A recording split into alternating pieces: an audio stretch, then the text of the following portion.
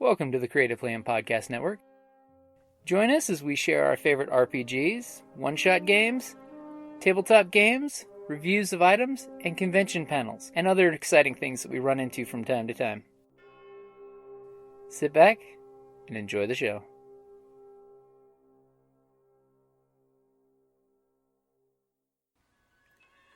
Hi, this is Kelly, aka Trixie from Ragnarok and Roll, assigned to Ragnarok Story, and Tilda Wimblewick from D&D Journey of the 5th Edition.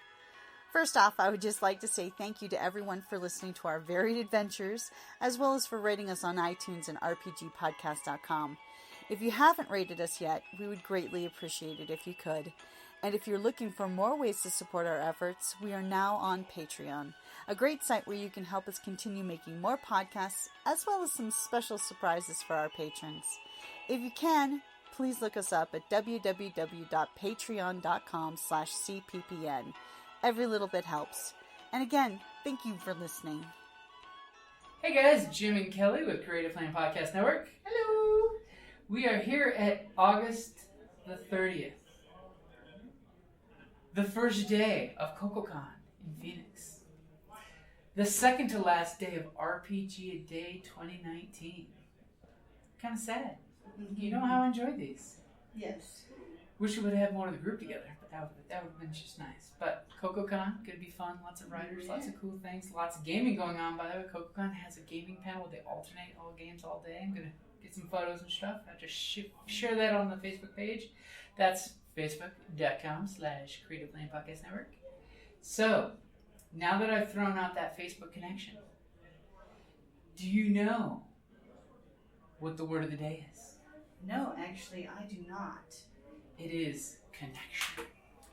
Connection. Connection. It's a very deep word. Lots of metaphoric levels there. Yeah. Of course, for connection, I would have to say the connection between the players. Mm-hmm. You know, for the gaming group. That connection is key. You get a character or a player whose character and the player themselves do not connect with the others in that group. Mm-hmm. It can bring the entire group down. It can end the campaign. It can totally end the campaign because there's one person who's basically sucking the fun out of it. Just because either they're just difficult to deal with, or they got to be the star, or they don't want to do what the rest of the group is doing. They're not on board. Mm-hmm. Then why are you there? Because I want to be Luke. Yeah, I want to be Wolverine. Or the character that they're insisting on playing a character that is, you know, antisocial, hermit. Why bother being an adventurer? Go live in a cave somewhere. You know. So it's like, I know that the player has this idea of the character in their mind, but that character is not meshing with the rest of the group. Mm-hmm. And that can kill a party. You know? No, you're absolutely right. And if that player is, you know, or just being difficult, it can just stop a group. I've had conversations with players when they've like popped out here's my character concept. And I'm like, so you say, oh, my special snowflake. That way I'm not using names. I love your character concept. It's not good for this game. Because honestly, this character concept is amazing and I love it. And I totally will write a game for this character concept. If you put them on the back burner, we'll use them later. But right now, this session 0 is for this plotline, storyline, and while I love the idea of your cool Lone Wolf McQuaid Wolverine mashup who's like Batman, it doesn't work with the Justice League. Yeah. You know, it's one of those if you have to get that synergy and connection with each other of okay, so you're saying your character is the loner who will always be away from the group. How does that connect to the group in the dungeon? Now, it could be you're that douchey rogue that was basically given a choice, hanging or joining the adventure party as their scout. Totally could be a thing, but you know, you need to make sure your character has a connection with the group, even if it's something like, ha ha ha, I make snarky comments now as a player. make sure you connect with your fellow player to make sure this character connection is okay before you use it, because it could cause more problems. That, ha ha ha, my rogue is pulling the pigtails of this other character constantly. You know, your classic Gimli Legolas, where they're constantly fighting. But, of course, like all good players, connect with your other player and make sure, hey, dude, I got this idea. I want our characters to hate each other, but kind of respect each other in a secret way. So that way, the group gets to see. And by the way, if you ever do that and have the private connection with the GM and the two players know that they do this, but the rest of the party doesn't, you can get some amazing role-playing at the table where the rest of the group's like, and the GM just winks to the party to roll with it. So those type of connections are great in a game. And make sure that as a group, you do have synergy in that connection. Because the whole idea is, in almost any RPG, you are a unit working together. You can either be the Dirty Dozen tripping over each other, and I think a bunch of them die in the first and second movie, or you can be... The bunch of them die at the end of the first movie. Or you can be this crack team like the Avengers, that even though they have growing pains in the first Avengers movie, by the second Avengers movie, they're so smooth and connected that even though they snark at each other, they have cool team tactics they do together. You know, it could be Captain America doing the aid action, giving Iron Man the advantage when he reflects a magic missile off the shield. Even though you don't need to roll an attack for magic missile. We'll say freezing ray. You know, so that way you have those levels of connections built up. But yeah, I agree. Connections in the player group, in the player character group, because those are two separate groups. You know, one is the people, one is the players. Exactly. And as a gaming group as a one. Because, you know, when you have that connection as a group, things happen amazingly. You know, you get the trust of the GM, that the players trust what the GM says when they make a call. No ifs, ands, or buts. Cool, let's roll with it and go. Or when the player has that connection with the GM where you can go, but kinda, don't you think this might be able to happen? And the GM would be like, you know what? Yeah, since you really want to have it happen, rule of cool says yes, it does. You know, because there's a lot of times your GM doesn't have that connection with the player, and when they try to do the whole finagle, pull a fast one, it comes out as a fast one and not them saying, hey, I think this might be a thing. What do you think? But as for connection, for me, I'll throw out there that an important part of gaming is not only your connection with your players in and out of the game, because you should honestly be communicating out of game. Like Kelly, unfortunately, doesn't do Facebook, so she misses most of the Facebook chats that go on with our gaming groups, though I screenshot a lot and share. So make sure you're connecting with your gaming group, because it's good to know, like, if you can't make it to a game because you're sick a couple days before, warn them so we can make alternate ideas. Or you can also do game stuff out of game. Like, say you guys ended off you're in the town and you've got a week to kill. So what's the out of game action you're doing? And in text, you can communicate to the group that, hey, I'm doing this. And then somebody says, cool, I want to tack on that and I'll do this. And they do teamwork on stuff. You know, so you get that great connection in and out of game. And, unless you had something to throw in there. No. Okay. And make sure you connect with other gaming groups and your gaming community. Because, like, there's the D&D Facebook group, since I've already shamelessly plugged our Facebook group, that the D&D Facebook group where a lot of new GMs are saying, hey, it's my first game tomorrow night, what advice do you have? And it's beautiful, because, like, half the GMs are all saying just have fun. Yeah, because you've always promoted the whole GMs, getting together with other GMs. Yeah.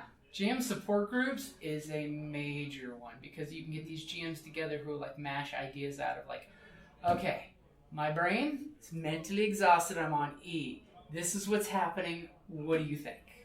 And the nice thing with GM on GM conversations is you can actually tell the dirty little secrets that you can't tell your players, but you can soundboard somebody else's ideas. And you can help them improve their games with different perspectives. And it's cool because you can give another GM an idea that's alien to them but common to you, but his gaming group knows nothing about it, so all of a sudden the GM has some cool, magnificent idea they never saw, because much like the Day of Surprise, they go, we never thought you would have thought of that. And then they're like, hey, I thought of it this morning. And you do the evil Dr. Evil finger. And that way you can try different angles and things. It's like, sometimes, you can connect with the group and just say, hey, guys, I made the horrible mistake of giving my group this magic item. I don't want to be an asshat and take it from them because that's cheap, which it really is. But this happens more often than not, that either I've given them too much technology, cash, a ship, something cool, Kratos' armor in Star Wars, which is ridiculous. Don't ever give your players that because you throw thermal detonators at them to hurt them. Things like that get GM to the point of he's just like, screw it, let's burn the forest down to kill the adventurers. Talking to other GMs can give you ideas and refresh your fuel. They can re-inspire your idea machine of the, dude, okay, you got one guy in indestructible armor. Cool. Have you ever thought of sinking him in quicksand? Take the armor off in order to survive. Would you like to die or ditch your indestructible armor and come back later for it? So there's always workarounds that you can come up with. You give a player too much money. Great. You know how many medieval cities, when you walk in the door, the tax collectors there already start taxing anything you're walking into town with? Is that a Vopal sword there? I currently value that at 100 million gold coins.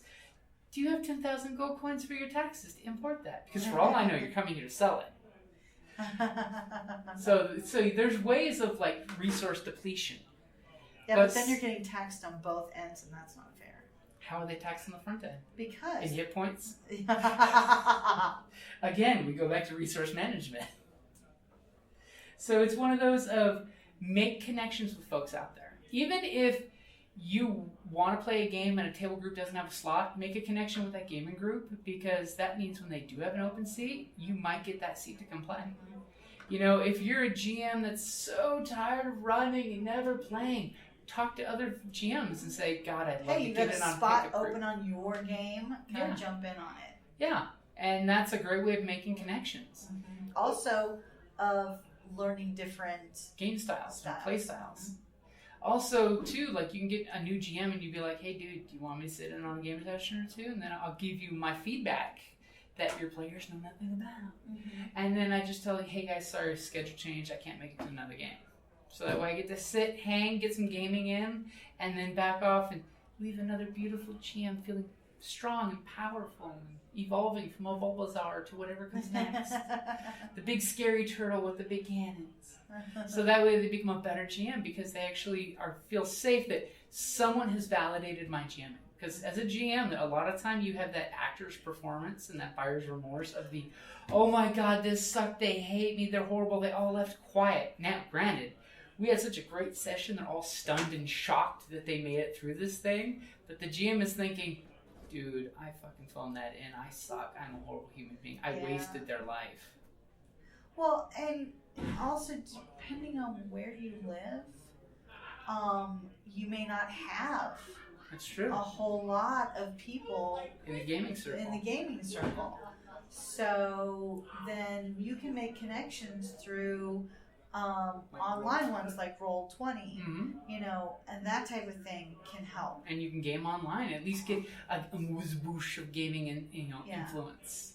So that way you can get a taste of gaming, or hell, just watch YouTube videos or Twitch accounts and get to enjoy vicariously their gaming feel. Exactly. And hey, then you can get online and make comments. And more importantly, you can thumbs up and make that thumbs up connection, because that's how other people get connected to that type of deal. So social media, social media is your friend. Don't be a troll, because only D&D players will tell you acid and fire kill trolls. No one wants to get burned like that. Don't be a troll, but give feedback, share what you love, make connections within connections. I mean, that's what Facebook was first for, is connecting with people. Twitch, Twitter, Instagram. Cultivate an attitude of gratitude as well. Oh, the attitude of gratitude. I haven't heard that one in a while. I like that. Just because there's a lot, it's easy to go to the negative. Yeah. It really is. Just go to Reddit. I'm a born pessimist, I'm like, but I try to see the positive. And when you're making connections with people, focusing on the positive makes for a better connection. Makes for a more honest connection. I mean, like I always tell everyone on social media. Not honest, but a better connection. thumbs up, happy face, share good thoughts, give congratulations. If it's something negative that you're just going to add venom to, just swipe by. Just continue on. Don't donate part of your life that you'll never get back to the negative part. Don't feed the trolls. Yeah. As Professor Elemental would say. Has a song. Stop. Please don't feed the trolls. And yes, you should listen to that song. It's on YouTube, I'm sure. And give him a thumbs up because he likes that. And he's an awesome person. Yes. And again, another connection. Because if you go to conventions, you can make connections too. Conventions are great for making new friends, making new connections. You can get lifelong friends. Even if you only see each other once or twice a year, they're lifelong friends. You've made that connection. You've got con face. Yeah. From across the room, I see you and I come running to give you a hug. Con face. I forgot your name, but I know your face. I know. We've gamed together, right? Yes, yes. Hey, had that just the other night at the event, Hey, you were in my game. I'm like, yes, I was, and you had a great time running that game. It's good to make those connections. You can be at a convention and then somebody say, honey, it's Runehammer from Drunks and Dragons. I'm like, oh my God! Yeah, we were hanging out earlier today, baby. I promised them a drink. Because he's great people. So these are the connections that we make. That's why we game. I mean, if we didn't want to make connections, we would be playing single-player games on our PS4s at home and not reading books. Or reading books. Even then, you make a connection with the writer. Yeah, but you're not making connections with other people. Sure. That's just connecting with the story, and that's the same thing as if you were playing a first-person shooter or something, or just a game in general. Yeah. So I challenge you all to go out there before the end of next month and connect 4. Basically, go out and connect with 4 different people, which means just running one game or playing a new game with a group of 5 people, and there's your Connect 4. You've connected with 4 new human beings, even if it's just a one-time connection. And that's a fun game, too. Connect 4. Yeah. Totally a fighting game. Alrighty, guys, it's almost the end of the month. I am going to be shutting the gate for the most part. Okay, we're packing up now. Okay, because John can reopen it. Okay. But I'll wait till you're done. Okay, we're packing up now. So I guess we'll save the last for later. The 31st is last. We will save the best for last.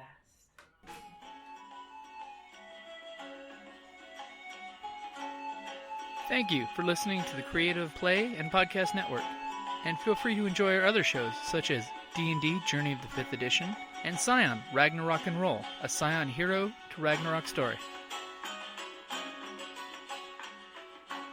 Thank you for listening.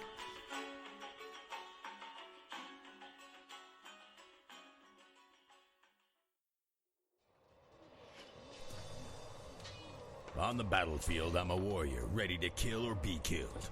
I've defeated orcs from the north, sent Kandorian demon spawns back to the depths, and drank with Cimmerian heroes. But when I get back from a hard day of disemboweling my enemies, I enjoy nothing more than to open my castle doors and find a dungeon crate as my reward for blood well spilled. Designed for role players and tabletop gamers, Dungeon Crate is a monthly subscription box service with a treasure hoard of loot you can use on or off the battlefield. Miniatures, dice, tokens, coins, maps, modules, terrain pieces, handcrafted items, RPG jewelry, and more are yours for only a few gold per month. You even get a digital crate along with a physical one as an added bonus. So what say you? Are you ready for postal glory?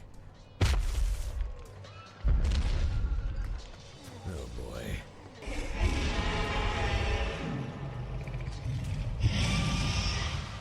DungeonCrate.com. Let the adventure begin.